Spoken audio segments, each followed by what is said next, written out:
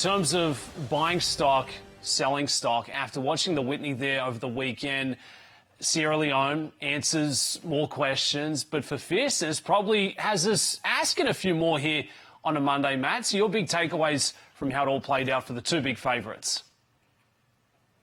Well, as far as Sierra Leone is concerned, you would think wherever he shows up from now on, whether it's contrary thinking or someone else, but it'll probably be contrary thinking, his buddy's going to be there setting the tone to kind of, again, set up that late kick of his. And I don't have any issue with that. We've seen it internationally for a million years. As long as they've been running horse races, rabbits have been part of the game. We just don't often see it here in the United States. Maybe this is a bit of a harbinger of things to come.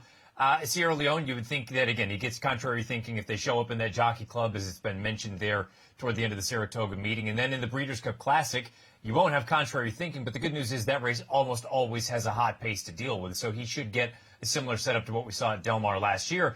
As far as fierceness is concerned, I don't want to hold this race necessarily against him just because of the way the race unfolded. He didn't have the cleanest of trips. He was also relatively close to what I think was a fast pace. I know some people have said it was on the more moderate side. 47 flat for this caliber going 9 furlongs. To me, that's a pretty good clip.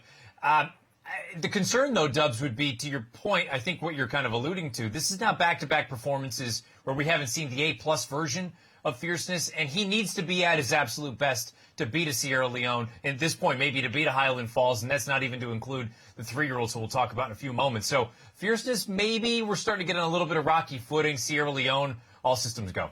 Sierra Leone punching that ticket to later this year back at the Seaside Oval, where Sierra Leone last season got the win in the Breeders' Cup Classic. So is that going to be enough to have Sierra Leone listed as the best horse in the Classic division, or are you still looking elsewhere, Matt?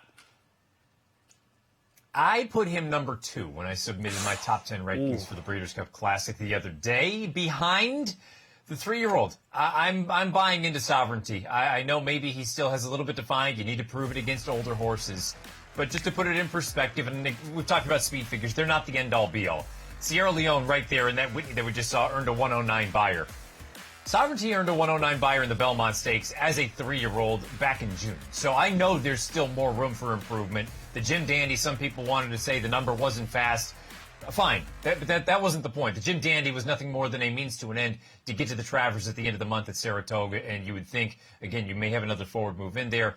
And more importantly, if these two horses are of comparable ability, Dubs, to me, the key difference is Sovereignty is always going to have a little bit more handiness. He's a little bit more tractable. He can get into the race and stay closer to the front end a little bit better than Sierra Leone can. And if he's got the same potent kick that Sierra Leone does, but he's going to start 2 lengths in front of him, I'll take my chances with the 3-year-old, the up-and-comer. I'll tell you what, two horses who know exactly what they're trying to set out and achieve on race day. What a matchup that would loom to be later this year in the Breeders' Cup Classic.